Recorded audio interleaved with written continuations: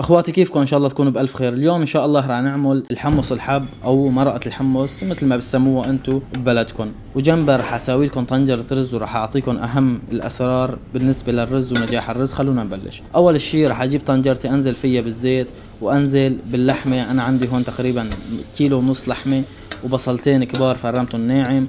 راح حمص كتير منيح واسوي اللحمة مشان تطلع ميتها وتنشف معي، مشان بالنهاية ما تطلع معي ريحة زنخة بقلب اللحمة. بعد هيك راح انزل فوقها ب3 معالق دبس بندورة.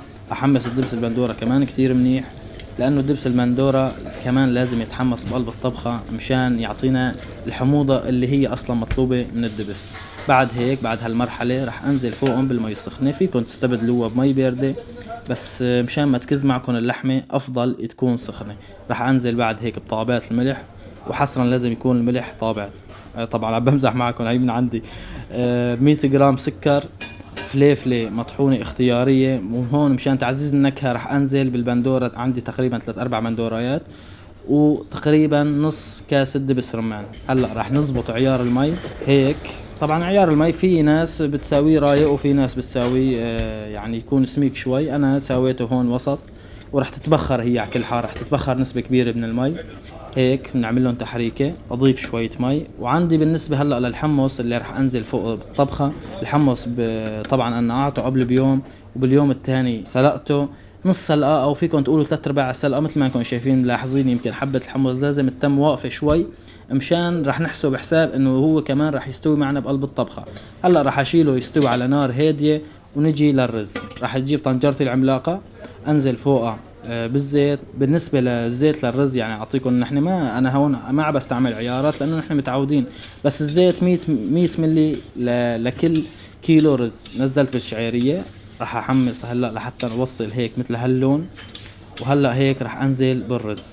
اعطيكم كمان نقطه مهمه للرز، الرز لازم تنقعوه نص ساعه على الاقل، وتنشفوه او تصفوه نص ساعه على الاقل. وهلا عملية التحريك او التحميص للرز، انا يلي شاف فيديو الرز بقناتي انا بحمص الرز كتير كتير، لانه هو اصلا طريقة طبخ الرز الصحيحة لازم يتحمص كتير منيح، وتصير حبة الرز مثل القزيز، يعني هيك تشيلوها بتحسوها صارت شفافة نشفت من كل السوائل والنشويات. رح املح، وبعد الملح كمان رح احرك كتير منيح واحمص الرز كتير منيح. هلأ هيك تقريبا الرز صار عندي جاهز. رح انزل فوقه بالمي، ومية الرز حصرا يا اخواتي لازم تكون مي ساخنة للرز، يعني مشان تفتح الحبة معنا لازم تكون مي ساخنة عم تغلي تستعملوها. هيك رح هلا انزل كل الرز اللي بالطنجرة، اتأكد انه ما تمشي برا المي مثل ما انكم شايفين هيك.